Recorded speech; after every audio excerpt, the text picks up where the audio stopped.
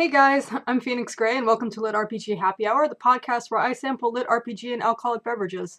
Feel free to drink along if you dare. Today's game will be Hey You.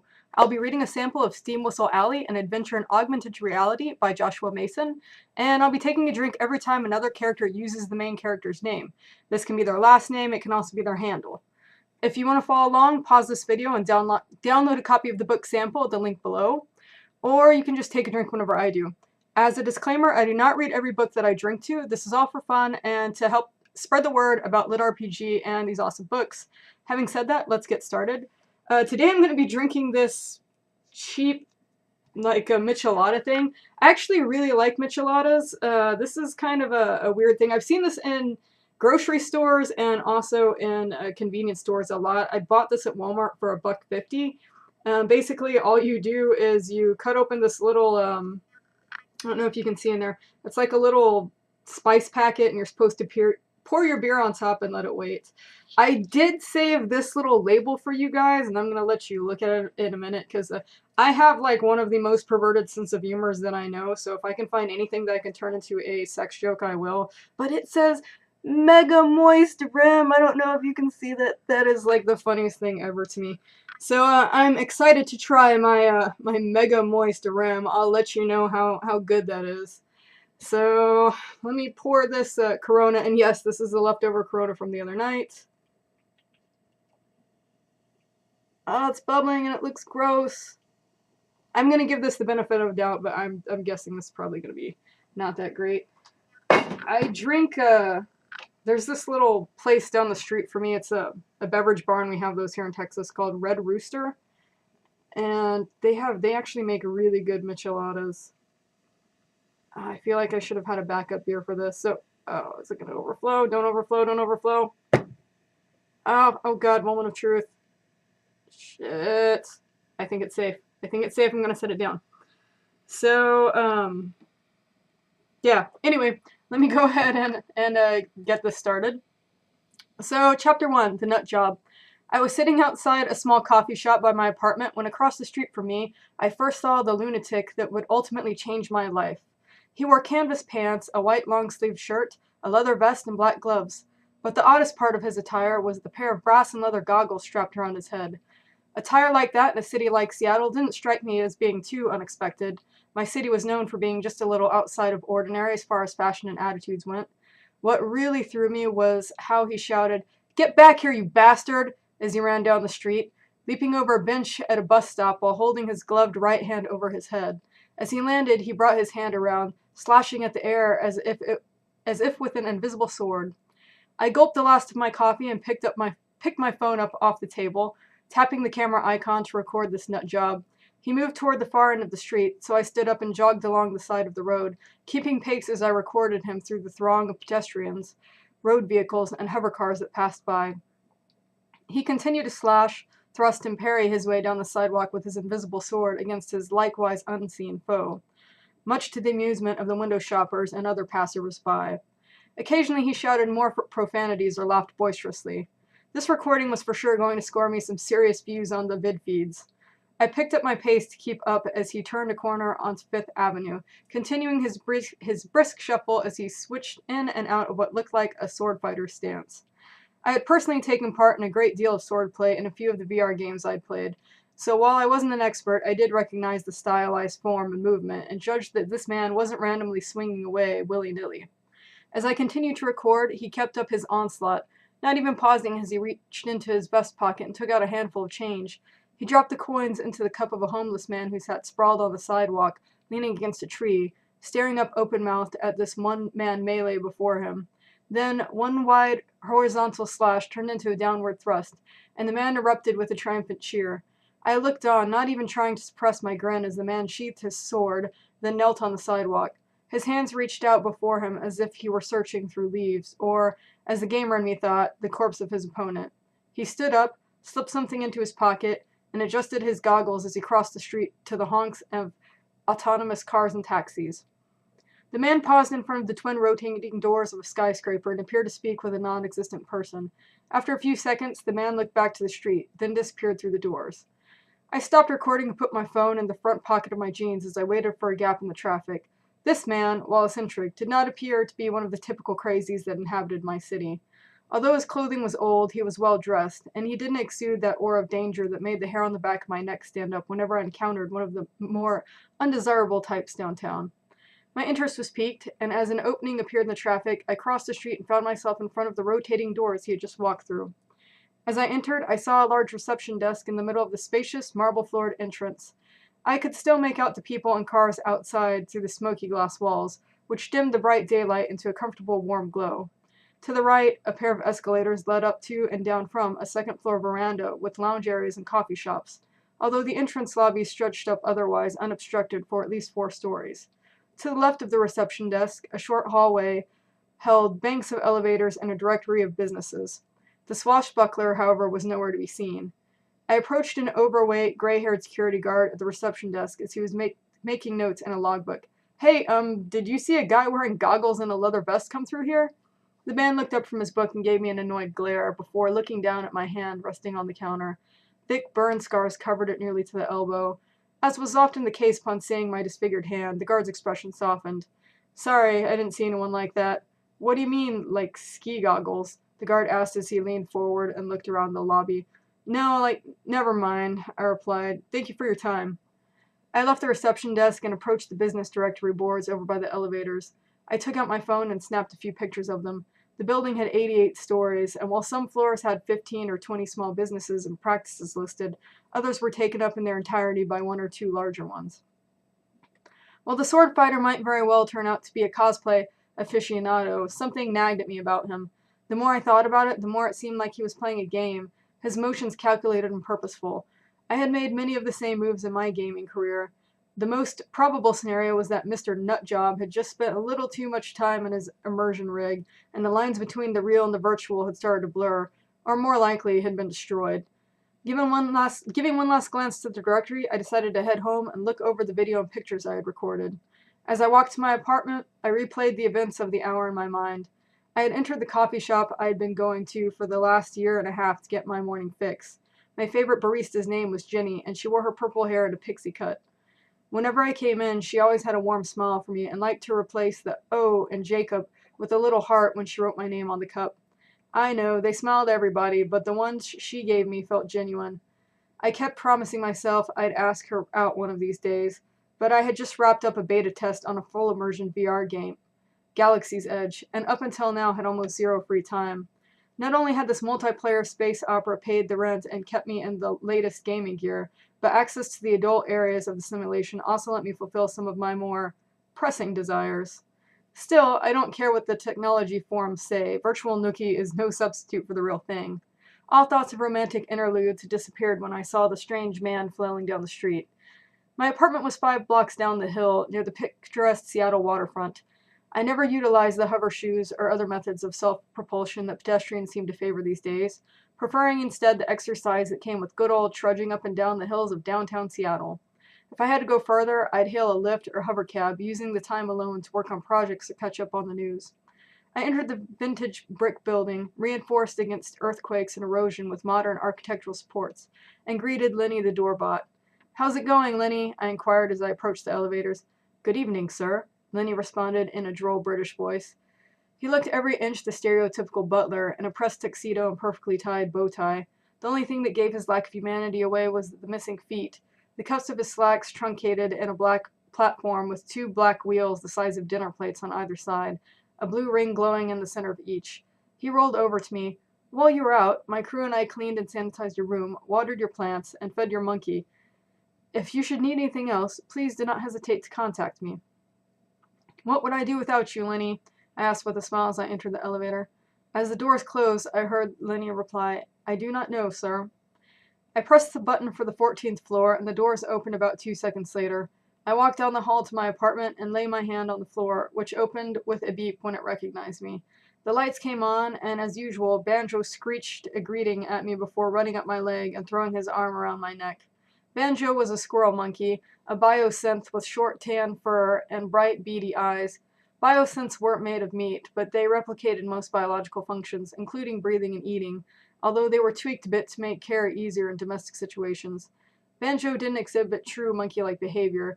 He wasn't territorial or prone to streaks of scat-throwing wildness, but instead he displayed the general monkeyness that humans wanted from a pet primate. That, and he knew how to use the toilet. He smiled at me and picked at something in my hair, which was promptly put in his mouth, then leaped down to the counter as I entered the kitchen. I opened a cabinet to grab a glass. Lexi, do I have any messages? A monitor on the kitchen wall turned on, showing a short-haired brunette woman floating through a star field. Hi, Jacob, she said. You were outbid on your auction for the antique replica of the Ocarina of Time. I sent a message to your phone. Didn't you get it? Alright, let us try this super moist rim. It is not moist at all, I am disappointed.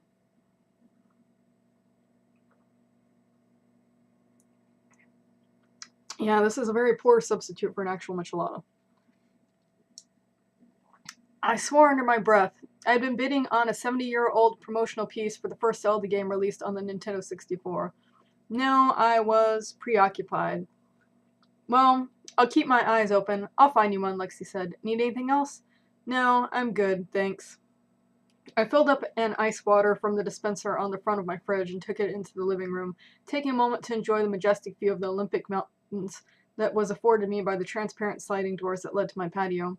My apartment cost me a pretty penny, but it was worth it, and the rent only amounted to about a third of my monthly income. I caught a glimpse of my reflection in the glass, noting that my dark hair was getting shaggy, almost down to my shoulders. I needed a trim soon. A shave wouldn't hurt either. I glanced for a moment at the white streak over my right temple, thinking back to the instant that gave it to me. I forced it out of my mind and tucked the streak behind my ear. I had more important things to think about, like the man I'd seen on the street. I sat down in my plush leather office chair to review the footage. Banjo immediately ran over and jumped in my lap. I slid on my visual interface styled after the eye gear worn by Geordie LaForge on Star Trek The Next Generation, and tapped a spot on the side to wake it up. I loved old science fiction and geeked out on adding nostalgic pieces to my collection whenever I could. If the item was somehow functional, all the better. This one was called a Visor in the nearly century-old sci-fi show, short for visual instrument and sensory organ replacement. So that was how I affectionately referred to mine. Although it didn't replace any of my organs, it did afford me full VR, which I use mostly for browsing the web as well as viewing and manipulating any images I might have gathered. The video I'd taken earlier had become available on my home computer as soon as I recorded it. I made a few hand gestures to bring up the file and began to watch. I let the video play through in its entirety, watching with amusement as the man danced across the sidewalk with singular intent, fighting his imaginary foe.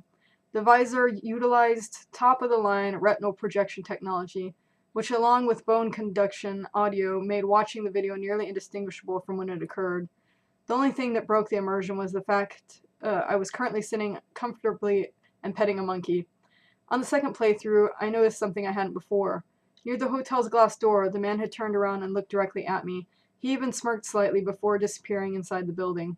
With a wave of my hand, I rewound the footage and paused it, so he was smirking at me again, and with another couple of gestures. I zoomed in for a closer look. My footage had captured every angle of the man at some point, so I was able to manipulate the still, three-dimensional image to examine him from all sides in incredible detail. As I rotated the image, I saw his rusty brown hair was tied back in a leather strap. He wore a single, tiny silver gear on his left earlobe, and his upper lip and chin sported a thin handlebar mustache and goatee that fit his swordsman persona nicely, but it wasn't his face I was interested in. I zoomed in further until his goggles took up most of the field of view. The resolution was still impeccable. I could make out reflections of people walking down the street in the lenses. These goggles were no prop, and while designed to look old and rustic, they were quite technologically advanced. The lenses were clear, so I could see the man's brown eyes behind them. The thick brass cylinders that held the lenses were adorned with tiny knobs, gears, levers, and dials, and the wide, dark leather strap that held them in place looked warm but sturdy, fastening in a buckle behind his head. Surrounding the outside of either eyepiece were three tinier lenses, which I suppose were cameras. Whatever they were, I needed those goggles. Zooming back out until his whole face was again visible, I snapped an image, and then brought up my browser with a crook of my finger. Facespace, I said, and the browser complied. Facespace was a popular site that let you identify pretty much anyone from just an image, telling the user everything there was to know about that person, including address, place of employment, hobbies, family members, sexual orientation, everything. In its early days, it was frowned upon by most of the population, but over the decades, as society became increasingly interconnected, privacy became much less of a concern. I pasted pasted his image into the search bar. The computer thought for a whole 10 seconds as it searched through the 4 billion, give or take, profiles it had in its database. No match.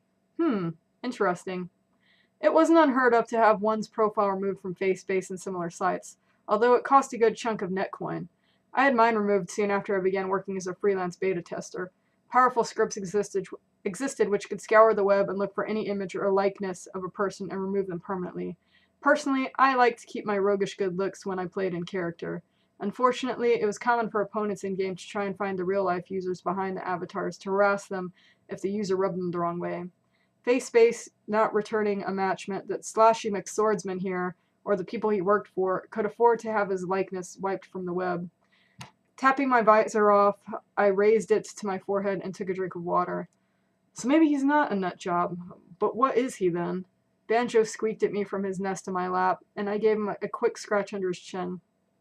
I put the glass of water back on my desk and lowered my visor again, bringing up the directory board for the building he'd entered, Allen Tower, which at 88 stories was the 4th tallest in Seattle.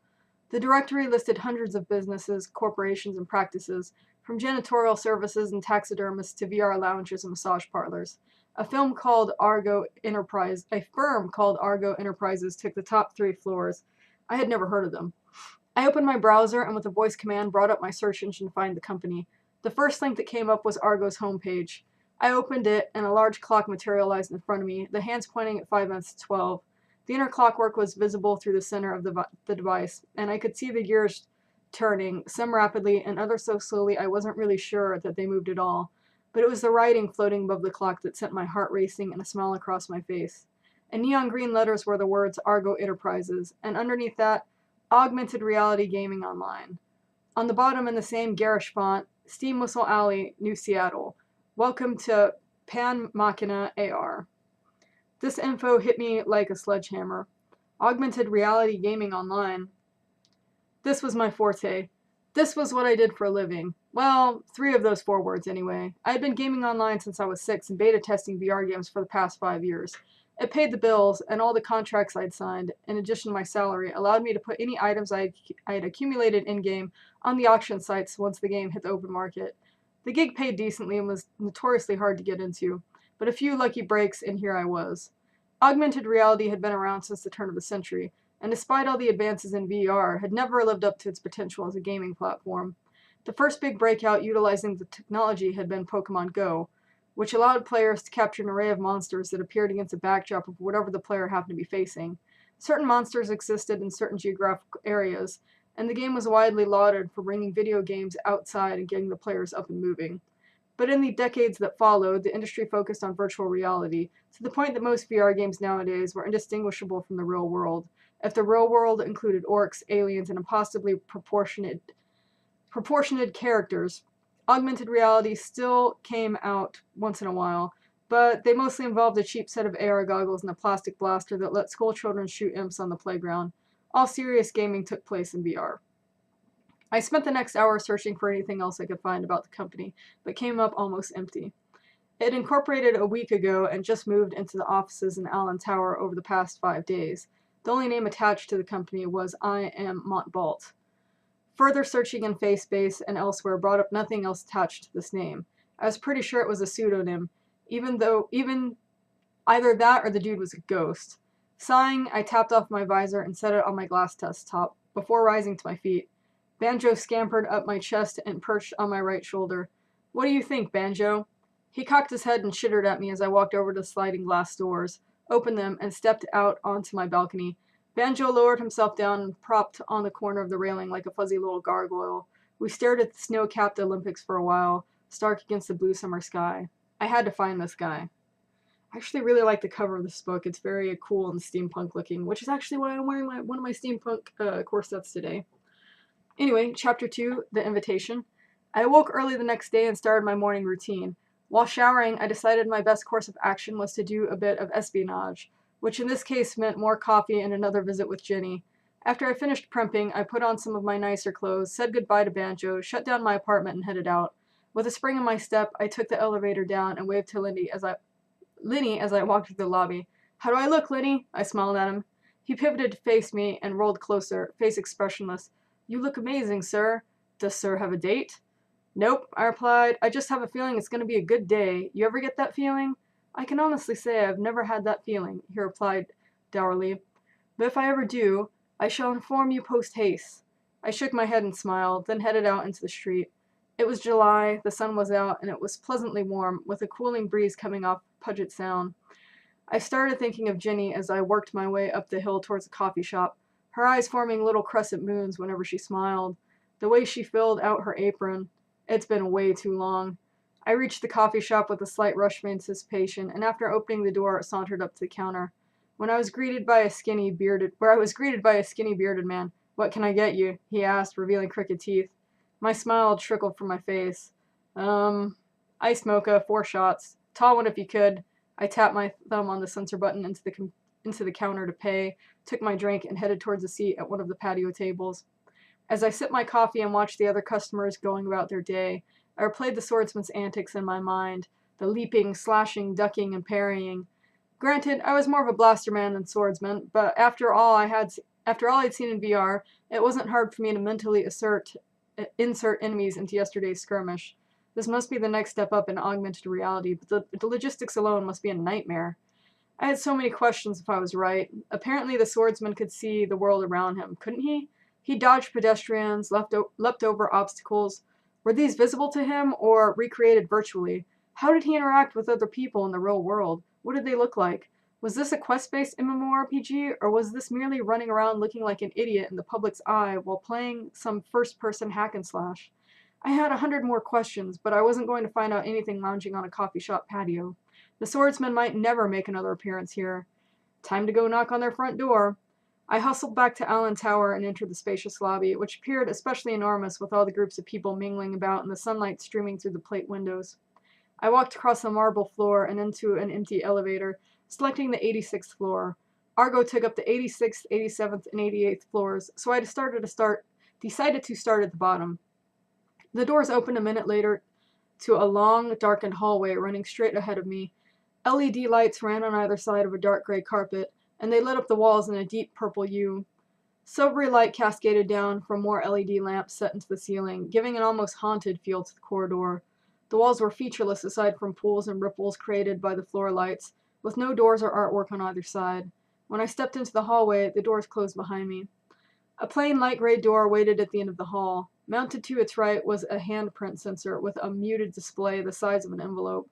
The hallway seemed like it was way longer than it should have been for having just one door. Maybe they were going for effect. I walked towards the door, feeling a bit nervous. As I reached it, the small monitor woke up and projected a half-sized, three-dimensional head of a bald man directly in front of it. The utterly hairless head looked up at me, and I took an involuntary step back. He, too, wore goggles, silver frames with a black strap. "Can I help you?" the head asked, a hint of amusement in its voice. "What's your name?" I realized I hadn't planned what to do or say when I got up here, so the fact there was a head asking me questions put me at ease in an odd sort of way, although I was still nervous. "Jacob Tudor," I replied. I don't know what I expected coming up here, but this wasn't it. "Ah, Jacob Tudor," the head repeated. "Please place your hand on the sensor below me." He gestured downward with his nose. That rim is not getting any moister. I took a step forward and complied. A vertical blue beam swiped from left to right under my hand and made 2 short beeps. I took my hand back. "So, Jacob, why are you here?" the head asked. I feel like this is just getting all over my mouth.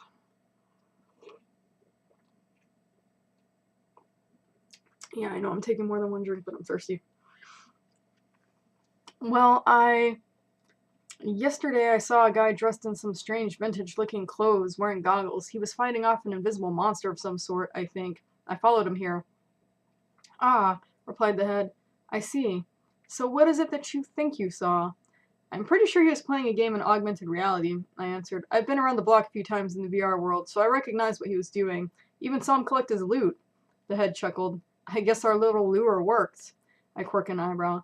"Jacob Tudor, you've been involved in the testing of 8 different VR games, utilizing everything from VR goggles and haptic setups to total immersion rigs."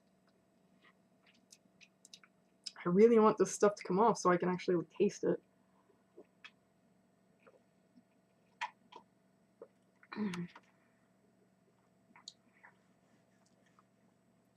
Alright, and I lost my spot. Okay, there we go. Great. Guess all that money I'd spent erasing myself from the web hadn't done much good. These guys obviously had the money to dig deep enough, but he just learned my name 2 minutes ago. 7 years ago, you were approached by Eye Candy Entertainment, who you found out had been scouting you during your entire high school career, the head continued. They invited you to beta test, Arousia Online, even bought you a basic VR rig.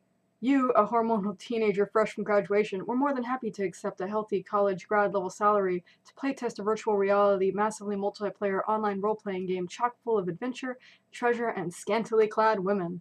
In the 8 months you worked on it before release, you found more bugs and glitches than anyone else in the department, and potentially saved the company millions of dollars. I blinked in a mild state of shock. How in the world? The money you made from Arousia Online allowed you to upgrade your rig, and you were soon offered your second job, this time with Bitemark Interactive, playtesting that wonderful gothic nightmare, Deathworld.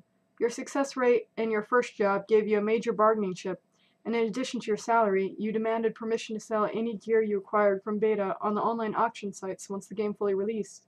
This income dwarfed your salary, so you could afford to live alone in a mid-range downtown apartment with a gorgeous view and a cheeky monkey.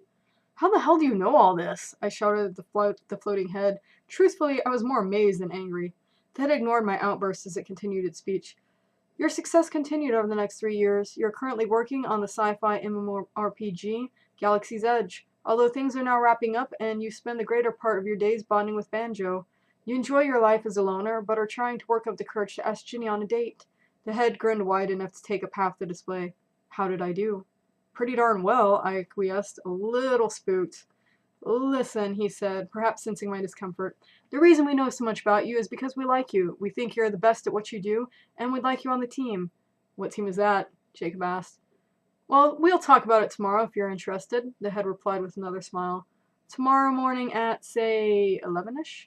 Just come up to the 80th floor, and we'll talk details. Oh, and bring your monkey. And with that, the holographic head winked out of existence, and I was alone in the quiet hallway. I thought about his offer as I walked back down the hallway. Strapping into a VR rig was one thing, but all that crazy running around was quite another. Although the games did an admirable job at making it feel like the player was getting in a good workout, in reality they were just lying in plastic tubes with electrodes strapped to their muscles, flexing them at regular intervals so the body wouldn't atrophy.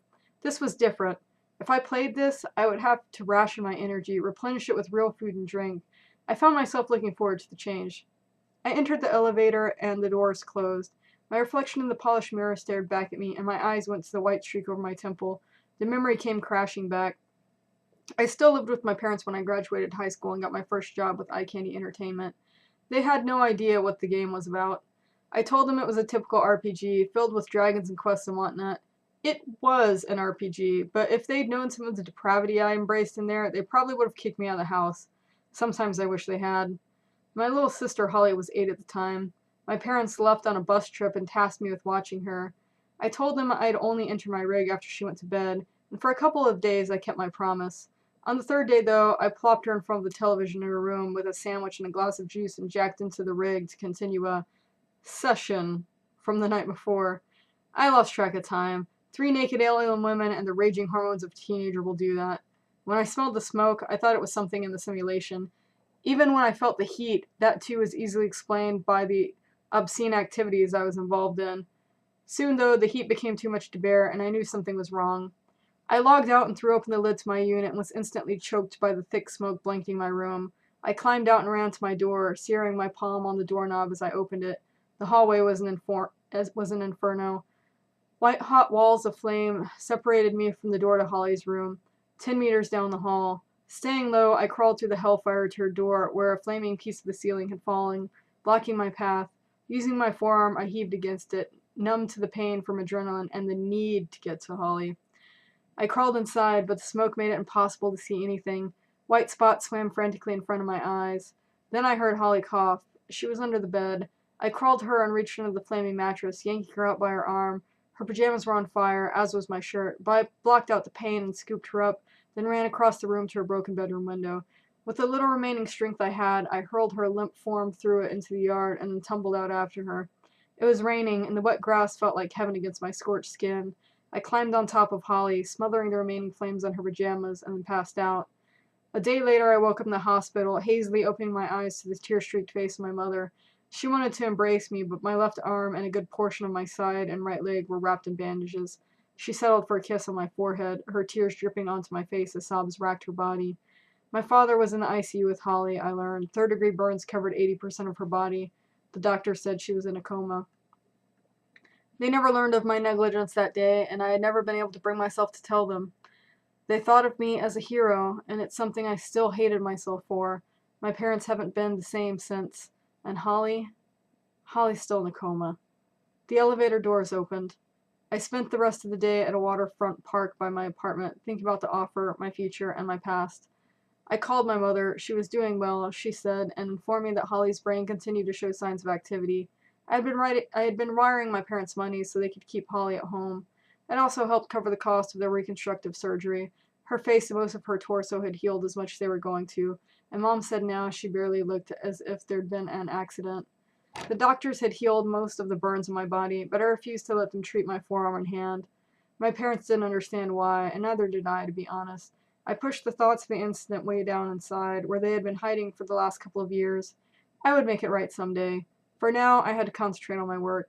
Ever since the incident, VR had been more of an escape from reality than a game. It wasn't fun, exactly, more of a medicine, a coping mechanism.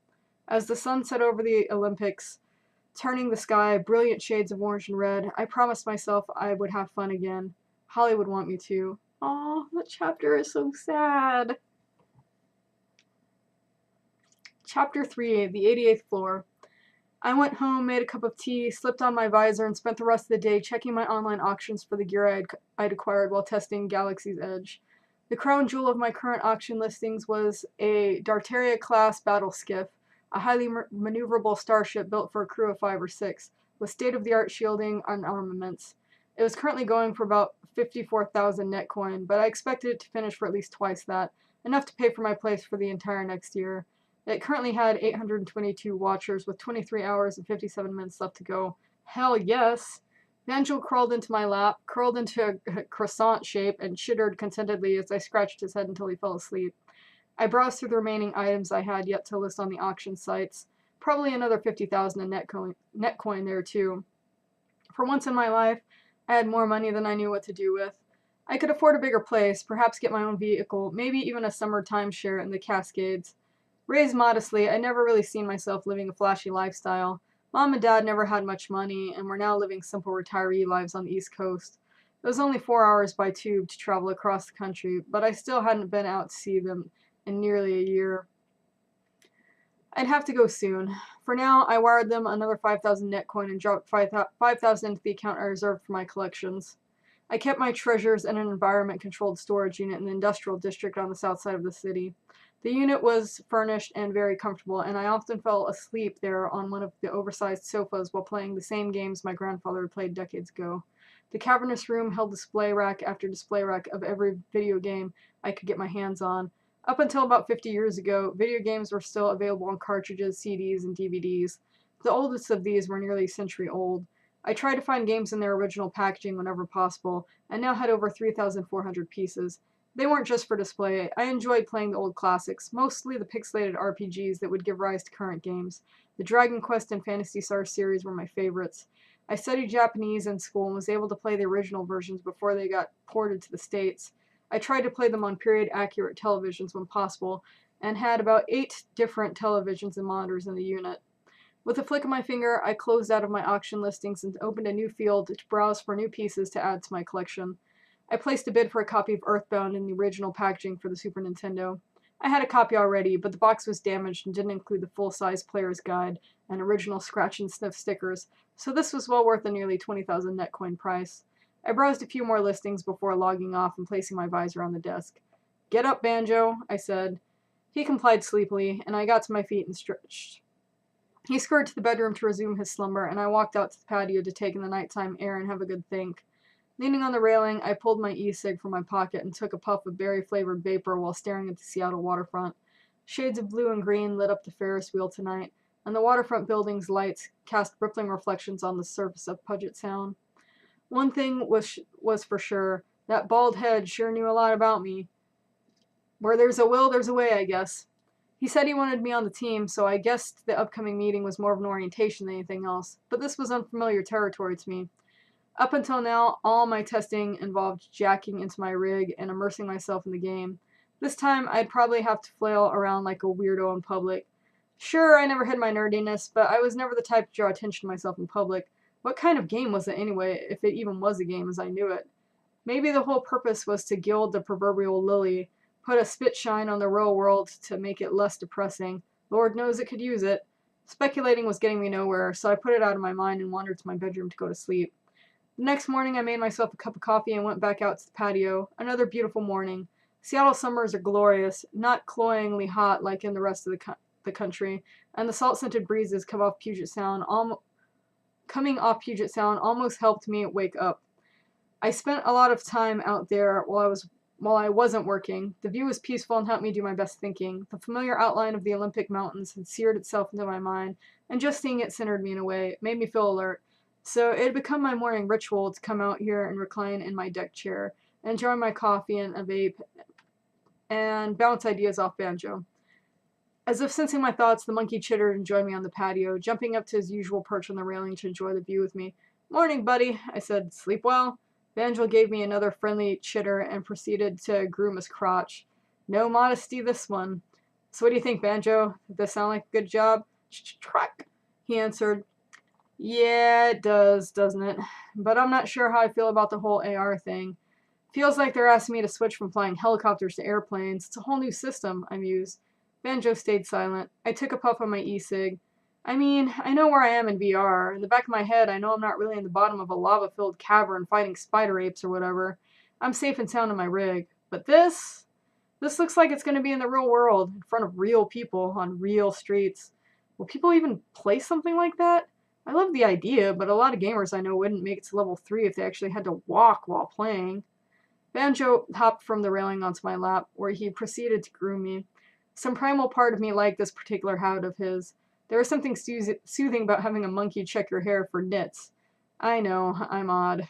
Banjo promptly put a fleck of something from my hair into his mouth. Still, I should at least hear him out. "And he wants you there too. Don't ask me why. Maybe you can carry my gear for me," I quipped. Banjo followed me inside as I got up and stretched, then proceeded to shower and get ready for the day. At 10:30, I made my way out the door with Banjo on my shoulder and worked my way towards the Allen building. I entered the elevators, this time pushing the button for the 80th floor. As I did, a small panel slid open to the left of the bank of buttons, and a female voice asked for another handprint identification.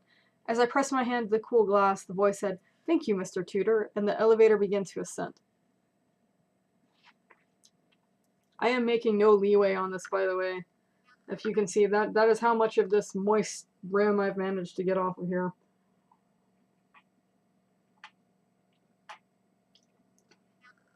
It is getting tastier, though, I must admit. A minute later, the doors slid open to reveal another hallway and the same gray and purple motif as the 86th floor, leading to another door at the end. For a second, I thought I had entered the same floor as before, but this one had frame prints spaced evenly along the sides. The first picture on my left was printed on old yellow parchment, the dark amber lines depicting an abstract array of gears and pulleys. On my right, a man in a black top hat with a robust black mustache piloted a hot air balloon over what looked like a 19th century city. London, maybe. I reached the door, which opened for me as I approached, revealing the bald man from the day before, standing upright with hand outstretched, this time in the flesh. He looked like he had in the hologram, although now his goggles were perched on his head, revealing a pair of bright and unnaturally blue eyes. "Jacob, welcome to Argo Enterprises. Man, I'm glad you made it. I'm Ignatius M. Montbalt, but please, call me Iggy." He turned his attention to my monkey. "And hello to you, Banjo."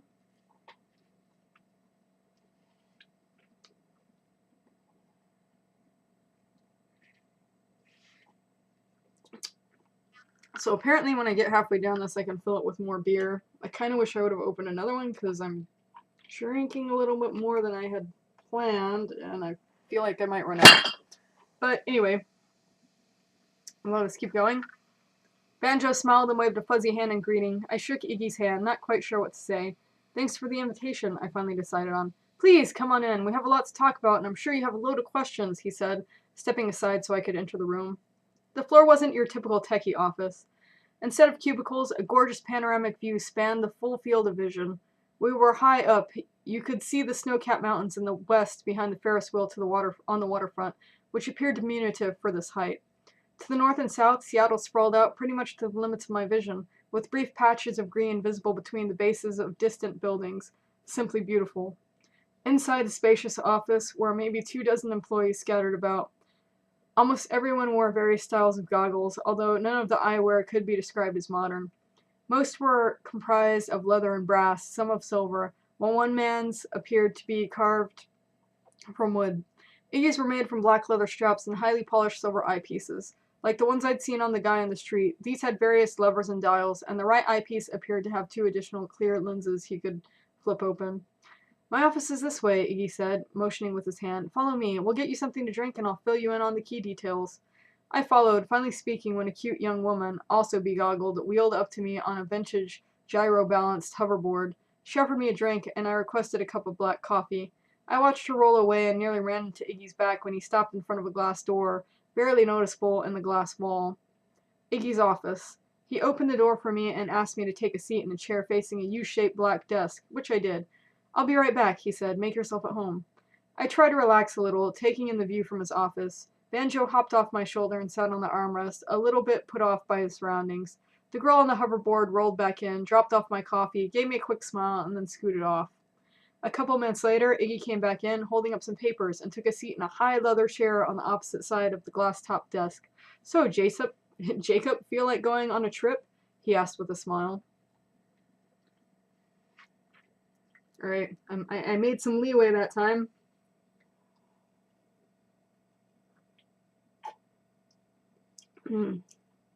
If you're wondering why I didn't speak in the British accent, it's because I didn't really think about it. Anyway, Chapter 4, the details. My heart sped up a bit at the question. A trip? I asked. Where to? Sign these non-disclosure agreements and I'll show you, Iggy replied, handing me the papers. I looked through the stack, about 10 pages in total, all filled with the usual legalese. I probably butchered that word. Anyway, nothing in there you haven't signed before. This isn't the contract, just something to cover our backsides.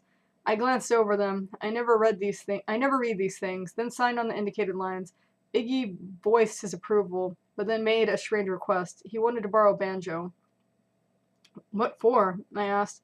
The game contains pets of familiars created by the AI, Iggy explained to me. I want to let Quark do a bit of reprogramming so Banjo can serve those same functions. The code is fully reversible, and out of game I guarantee you won't even notice the difference. I was a little bit apprehensive, but Banjo didn't seem too put off by the idea, so I agreed, and Iggy summoned the assistant that brought me the coffee. She took Banjo by the paw and led him out of the office. Iggy opened a drawer on his desk and removed a pair of goggles. These weren't the stylized goggles like Iggy or the sword fighter wore. These were plastic prototypes, unrefined and clinky looking. He handed them over to me. These goggles aren't actual game goggles, he explained. These will just let you observe, but not interact. I'll be doing the playing. You can put them on your head, but don't activate them yet. Anyway, let's get going. Daylight's wasting. Iggy led me back to the elevators, and he pushed the button for the roof. The computer requested a code, which he keyed in, and the door silently slid shut. Most skyscrapers had landing bays on the upper floors for people coming and going from the work and hover cars. Roof access, however, was usually restricted to the higher-ups. The cars on the roof were all high-end, and Iggy's was no exception. I followed him to a cherry-red convertible in a covered parking bay. As he approached, the vehicle came to life. The running lights came on, the side doors opened, and the vehicle rose about 10 centimeters off the ground. A female voice welcomed us both by name. We got into the car, and Iggy programmed in his destination on the screen on the front panel. The car pulled forward out of the parking bay and rose into the blue Seattle sky. Once the car hit its cruising altitude, it banked to the southwest and started forward at a brisk clip. Iggy swiveled his seat to face me. Okay, so about the game. Our world in the game is called Pan Machina. You might have picked up some clues that we are going with a very vintage vibe here. A lot of our visuals borrow from the steampunk movement, which in turn borrows a lot from a romanticized version of Victorian England. He leaned back in his chair before continuing.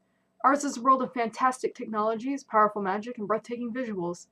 Steampunk culture was still pretty strong. To this day, many cosplayed the style and created crafts and clothing that fit the genre, but did But did it have mass market appeal to support a game like this?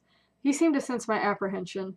We aren't going to use the word steampunk in our marketing or anything, he explained. It's a personal style choice. We're hoping once word of mouth gets around about what we've created here, this game will transcend normal genre boundaries and the players will come pouring in. You with me so far? I'm with you, I answered, trying to remain expressionless. There will be no subscription fees. Instead, the cost of admission will be... He tapped the goggles resting on his shaved head. This. He removed the goggles and leaned over to hand them to me. I accepted them and studied them for a few moments. They weren't overly heavy and appeared very well made. The lenses were clear, and the buttons and switches on the lens casing all seemed to be functional, although their purpose was a mystery to me at this point. The black material, which the straps were made from, felt like soft leather, with little silvery rivets holding the buckles and lens mechanisms in place. What do you call them? I asked. Goggles in general, he replied. We're working on a few names for the public rollout, although we're leaning to just print Pan Machina AR on the packaging. The goggles are the game, if you will. I held them up to my eyes for a second, saw nothing but Iggy in the room around me, and handed them back. He slid them on again, resting them on his forehead. Goggles can't be borrowed, although they can be sold and reset to interface with a new user, he said. The goggles are more than just visual input. They're a complete multisensory neural interface, providing not only audio and visual, but neurologically generated haptic feedback, much like your VR rig. There are no implants, just low to mid-level precision stimulation of various parts of the brain. Again, I nodded, same as my rig. Signals sent from my VR rig to my brain could convince me I was holding the sword I looked at in my hand, that the metal felt cool, sharp. It could also convince me that I had just been pierced with an arrow or hit with a bolt from a blaster. Impressive that they could miniaturize the technology enough to include it in the goggles. Each pair is custom created by the player upon purchase. While they all perform the same functions, you can select the material, shape, fasteners, the whole shebang. Your first step will be creating a pair for yourself. Pan Machina is an AR game which will encompass the entire United States, for now, he explained. Although most of the gaming action will be centered around the major metropolitan areas, picture the game as overlapping what you already know. A shell that sits over the city and includes all aspects of the game. You'll see more of what I'm talking about once you jump in. I bit back about 30 questions and let him continue. We've purchased real estate in many of the industrial parts of metropolises across the country, as well as more in the few rural locations, where we have set up quests and other gameplay-related objects, he went on, and these will be integral to the experience. The game isn't confined to our properties, though. No matter where a player is in the country, there will be much to do within just a few minutes' travel, and with a Hyperloop system, a player can physically be anywhere in the country within a few hours. Iggy checked the center console, and I stole a glance as well. Unless I missed my guess, we were headed to Vashon, an island in Puget Sound. It was just 10 minutes away from downtown Seattle and offered seclusion and a beautiful rural setting to those who could afford it. There are many distinct aspects to the gameplay mechanics. Much of the real estate we purchased will house traditional quests. Enter, kill the boss, find the item, that sort of thing. Although this is just a tiny part of the Pan Machina experience. He steepled his fingers and continued. The truly amazing part of the gameplay is what you'll experience just wearing the goggles in everyday life, on the streets. We've developed not only traditional quests, but plots of intrigue, occurrences in normal life which will teach you to adapt to new situations and to expect the unexpected. I really should be getting better at explaining this, but Pan Machina is a game in which you truly have to live it firsthand to understand. I consider this. So what's your system like? I asked. I'm guessing you have some proprietary AI. Iggy smiled. That we do. Quark is the brains behind the gameplay. Quantum integrated reality. Computer. With a K, he said. Say hello, Quark. A voice came from seemingly nowhere in the car at once. Hi, Jacob, it said in a soothing female voice. The same one that greeted us when we got in. I think you're going to like what we've accomplished here.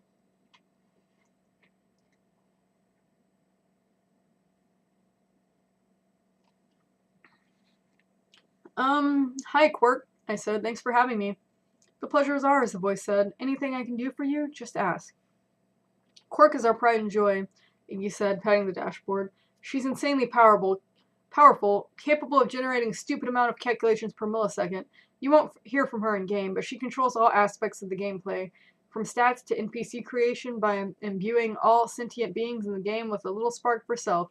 so she's not directly in control of the characters. She is our real accomplishment, and the game is her accomplishment, although she's not big on taking credit for anything. This was all a lot to take in. Almost too much. Before bombarding Iggy with a bunch of questions, I needed to jump in and see the game for myself. I stood up and peered down the edge of the vehicle. I was right. We were beginning our descent to Vashon.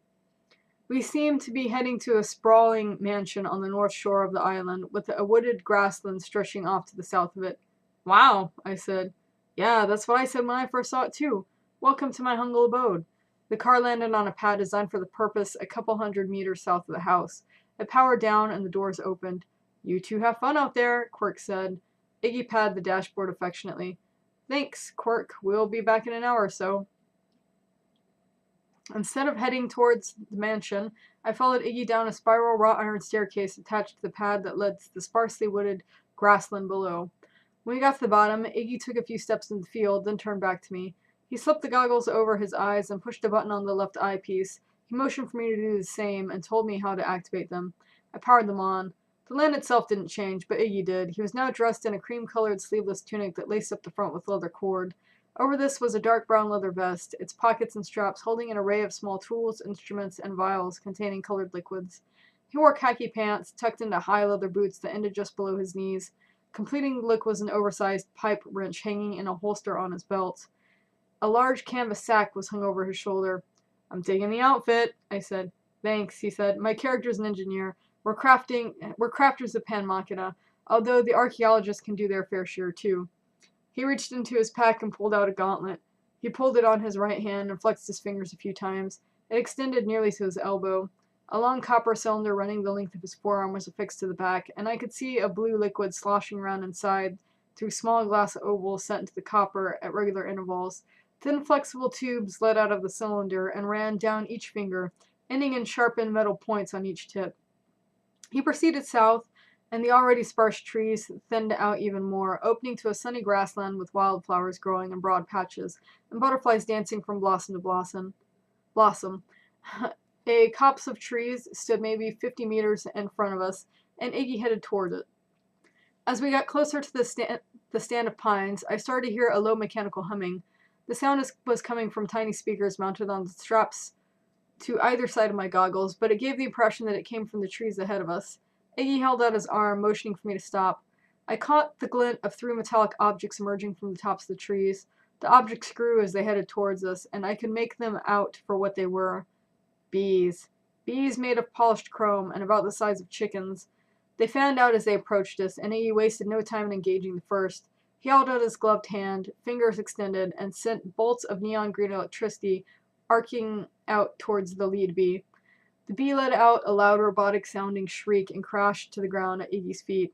The second bee took the opportunity to swoop in at Iggy, its abdomen curled beneath it, brandishing a barbed metal stinger the length of my hand.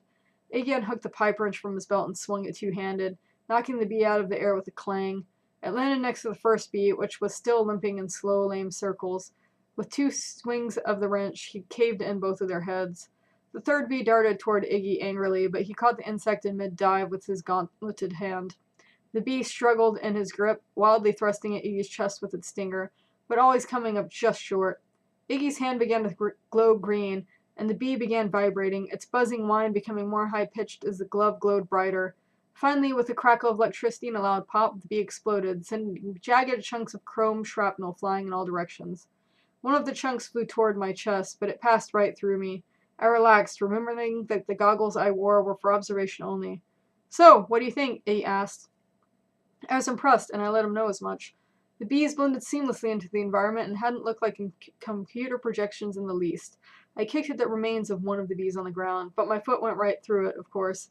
Smiling, Iggy kicked the corpse as well, sending it a couple meters across the grass. We proceeded south toward the far tree line that surrounded the borders of Iggy's property. Iggy, I said, I was under the impression that the augmentation actually changed the world around us as well. The whole insert enemy into the world around you and blast it thing has been done in AR before, and it never takes off. Oh, you're not seeing a tenth of it. I just want to give you an idea of what to expect with the gameplay mechanics. The grand reveal will come later. I tried to keep my poker face, but was sure I failed miserably. Well, let's say I'm interested, I said. What is it you want me to do, and what's my cut? Iggy grinned. We want you to play, he said. Before we roll out nationwide, we want to conduct the alpha right here in Seattle. Quark has already done a great job working out most of the glitches and bugs, so you won't be debugging anything in the traditional sense, although you will be taking note of anything that seems unnatural, as far as interactions and general gameplay go. I wouldn't be surprised, however, if you didn't find anything. Quark's gotten good at this. Your purpose is just to play, as a normal consumer would, while we observe. Iggy looked at me with an unreadable expression. The alpha will encompass the greater Seattle, Tacoma, Everett Metroplex, he continued, west to the Pacific and east to the Cascades, so there's a rather broad area in play. You'll know if you've gone too far. And my remuneration? I asked. Just for agreeing to take part in the alpha, I'm going to offer you 150,000 net coin per month, he replied. I stopped in my tracks, and Iggy took a couple more steps before turning to face me. That was a lot more than I'd ever been offered as base pay. Most gave me a decent guarantee and let me make more substantial income from the auctions. He knew this, of course. And items? I asked, pushing my luck. Do I get to keep the proceeds? Well, yes and no. What we have in mind is a much more lucrative position, he said with a grin. His voice took on the flair of a game show host as he continued towards the far tree line. The Alpha will feature 300 players from around the country who we've hired to take part in the Alpha. All around me a subtle drumroll began building. All of you will also be taking part in a grand quest, an undertaking with rewards that defy imagination. The drumroll got louder, matching the excitement in Iggy's voice. The pair who complete the quest first will be awarded the title of Auction Master and be granted the management of... The drumroll stopped and he paused to tremendous effect. Steam Whistle Alley. A fanfare of invisible trumpets filled the field. I chuckled, appreciating the effort. Steam Whistle Alley, New Seattle. The name for the website. Iggy must have guessed the upcoming onslaught of questions, so he pressed on before I could ask them. In his normal voice. Notice I said pair. You'll be teamed up with another player for the course of this alpha, but we'll get to that later, he said. Steam Whistle Alley will be the central trading hub for the Cascadia region of the game, the area that comprises the Pacific Northwest. It's located in the Sodo, or South Downtown area, a few kilometers south of the stadiums. We purchased a couple of abandoned warehouses and an area comprising about 6 city blocks for the project. Iggy halted again, as the tree line was now only a few meters away. He reached into his sack again and pulled out a golden ore about the size of a softball. With his free hand, he pointed to the line of trees. I didn't see anything at first, but then I noticed movement, a figure slowly emerging from the underbrush. As it came out into the open and began padding softly towards us, I recognized it as a cougar. It halted, sniffing the air, then began pacing back and forth, as if guarding the trees behind it. I could now see that it wasn't an ordinary animal. It was missing half the fur on its head, exposing a metallic skeleton underneath. I was too far away to make out any other details, but the cougar remedied that quickly, charging toward us. Iggy pushed a button on the golden orb, then rolled it at the sprinting animal, and it began increasing its velocity under its own power. Iggy withdrew a second orb from the bag, sending it after the first one. They both stopped in front of the beast, who had halted its charge to sniff the two new objects. Without warning, long golden tendrils emerged from each of the spears with a series of high-pitched whipping sounds.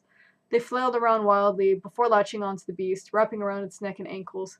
The beast reared up on its hind legs, exposing its underbelly.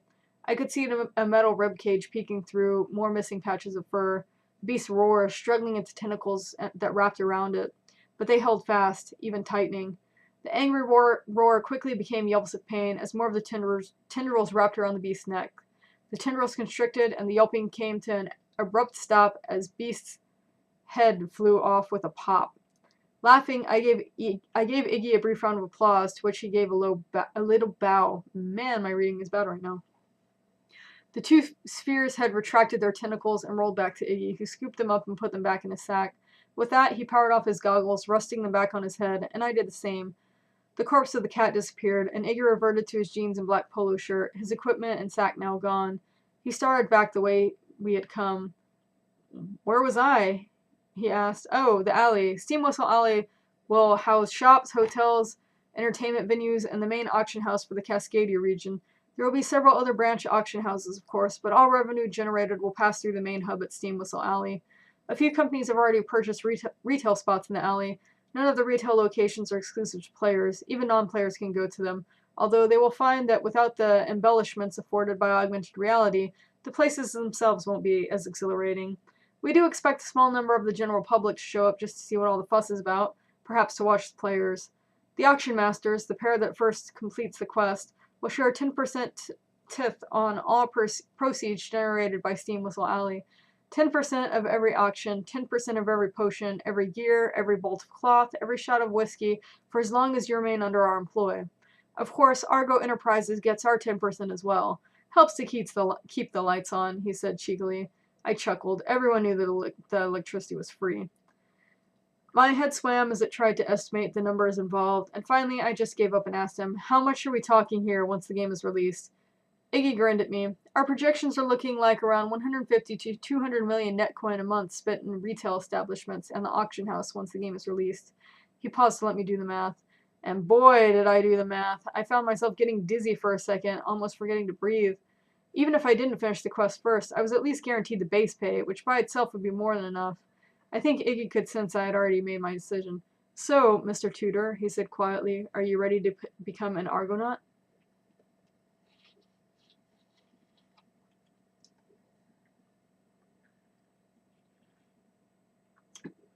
This beverage is legit red right now from that seasoning package that's in this. Chapter 5, Unboxing. When we returned to his headquarters, Iggy led me back to his office. His assistant was already waiting outside the office doors, holding Banjo's hand as he jumped around excitedly as I approached. She handed him off to me, and he scampered up to my shoulder. He didn't seem any worse for wear. Iggy led me into his office and walked me through the forms I would be required to fill out and sign. As I got to work on them, a chime sounded from the goggles parked on his head. Excuse me, he said, I have to take this.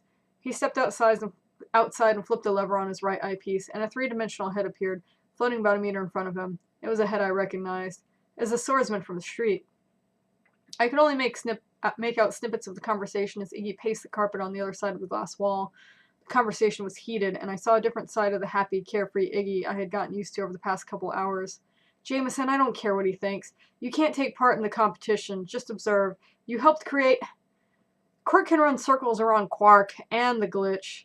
Screw Chuck. Tell that lying bastard if he ever changes one line of code, my lawyers will... Iggy finally stormed down the hallway, out of earshot, then out of sight. I looked at Banjo. What do you think that was all about? Banjo chittered in response, so I shrugged it off and dove into the stack of paperwork. Iggy came back a half hour later, showing no signs of stress from his conversation in the hallway. After examining all the documents, he gave me a link to the website where I would create and customize my goggles, which, he explained, would be shipped via drone about 3 hours after completion. We shook hands, and Iggy started to show me out, but my curiosity got the better of me. Hey, Iggy, I began. Who is that guy I saw on the street? The one that lured me here? Does he work for you? I decided not to mention seeing the projection of his head during the recent call. Iggy grimaced. Yes and no, he said. He is in charge of bringing in recruits like yourself. Jameis is an old friend of mine, but he's had some issues recently. I'm not really at liberty to say what. I raised my eyebrows. As a concession to him, Iggy continued, I'm allowing him to observe the Alpha, so you might see him around the alley, but officially he's no longer part of Argo. I had more questions, but dropped the subject. On the way home, I stopped at my coffee shop, hoping to catch Ginny.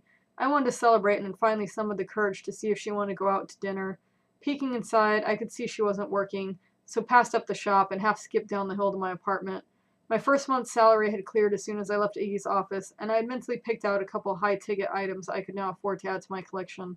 Once in my apartment, I fed Banjo before changing into sweats and a vintage black t-shirt, showing an antique cassette tape with 2 crossed bones underneath, stylized to look like an old pirate flag. Above, in white block letters, were the words, Home taping is killing music, and underneath, and it's illegal. I settled into my chair and slipped on my visor, bringing up the sight to create my goggles. Most modern optical equipment had biosensors that allowed the device to verify that the person using it was authorized to do so, and this let me bypass entering login information for most sites. Iggy had scanned my bio info when I signed up, so bringing up the website took me directly to the welcome area, a featureless purple space where I was greeted by an attractive woman in a gray leather corset cinched impossibly tight. A long silvery dress accompanied it, slid up one side to her thigh. She had long curly white hair, ice blue eyes, and wore a pouty smile. The look was finished with a pair of fingerless gray gloves that extended to her elbows, gray leather boots that stretched halfway to her knees, and a pair of black metal and white leather goggles resting on her forehead. She stood there with one hand on her hip, shifting her weight slightly from foot to foot. Welcome, Jacob, she said warmly. I brought my gaze up to meet hers. My name is Carrie. Are you ready to create your goggles?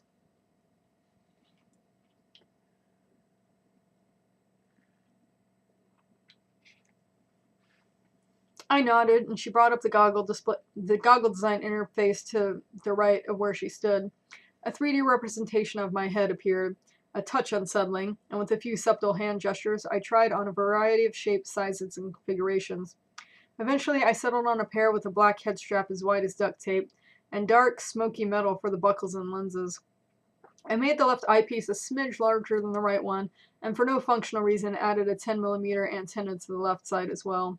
Carrie recommended I add 3 extra lenses to the right eyepiece, which could rotate up or down to provide various sight-enhancing benefits.